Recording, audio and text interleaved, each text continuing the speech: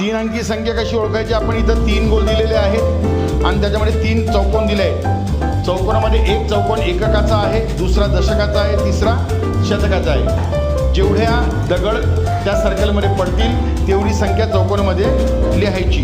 चल टाक रे. चल मोज आता. एककातले पहिल्यांदा एकत्र करून घे, रेषेवरचे गोटे काढून घे. हां मोज आता. एकक किती आले? 3. चल याच्यामध्ये लिहि 3. चला आता दशकाच्या याच्यामध्ये कोण आहे? दशकाच्या याच्यामध्ये किती आहे? 1 आहे. 1 लिहिते तर दशकाच्या याच्यामध्ये. आता शतकाच्या याच्यामध्ये 2 आले. 2. Very good. 2 लिही. हां आता 1 मिनिट. संख्या किती आली? टाळ्या वाजवा सगळेजण.